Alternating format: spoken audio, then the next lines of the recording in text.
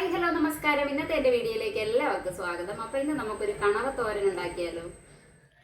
1 kilo കണവ ഞാൻ വൃത്തിയാക്കി എടുത്തത്. പിന്നീട് നമുക്കൊരു ചട്ടി വയ്ക്കാം, വെളിച്ചെണ്ണ ഒഴിക്കാം. കടുകിട്ട് പൊട്ടിയ ശേഷം അതിനകത്തേക്ക് നമുക്ക് കുറച്ച് വെളുത്തുള്ളി ചേർത്തു. പിന്നെ പച്ചമുളക് ഇട്ട് കൊടുക്കാം, ഇഞ്ചി ഇട്ട് കൊടുക്കാം,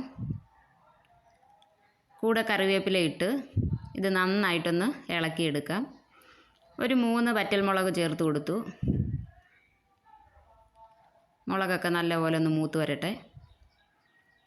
ഇഞ്ചിയും വെളുത്തുള്ളിയും പച്ചമുളകും ഒക്കെ നിറം മാറിയതിന് ശേഷം നമ്മൾ അതിനകത്തേക്ക് ഒരു 4 സവാള അരിഞ്ഞത് ചേർത്തു.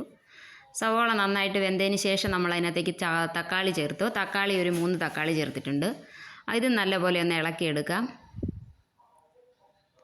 പിന്നെ നമ്മൾ 1/2 സ്പൂൺ മഞ്ഞൾപ്പൊടി ചേർത്തു. കൂടെ 1 സ്പൂൺ മല്ലിപ്പൊടി,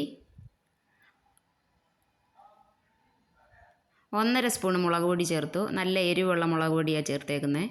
നല്ലപോലെ ഒന്ന് ഇളക്കിയെടുക്കാം. കണവയ്ക്ക് അത്യാവശ്യം എരിവ് വേണം, എന്നാലേ ഒരു ടേസ്റ്റ് ഉള്ളൂ. പിന്നെ ആവശ്യത്തിനുള്ള ഉപ്പ് ചേർത്തു. പിന്നീട് അതിനകത്തേക്ക് തേങ്ങ ചേർത്തു.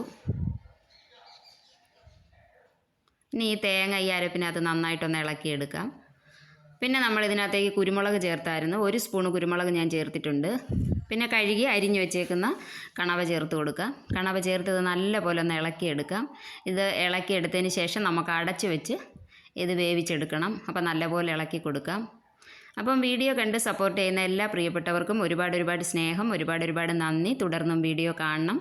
പിന്നെ 1 സ്പൂണ് ഗരം മസാല ചേർത്തിട്ടുണ്ട്. അപ്പം വളരെ ടേസ്റ്റി ആയിട്ടുള്ള ഒരു കണവ തോരനാണിത്. അപ്പോൾ ചോറിനൊക്കെ നല്ല ടേസ്റ്റാണ് കഴിക്കാനായിട്ട്. അപ്പോൾ ഇന്നത്തെ വീഡിയോ ഇത്രയേ ഉള്ളൂ. പുതിയൊരു വീഡിയോയുമായി വീണ്ടും കാണും വരെ ടാറ്റാ.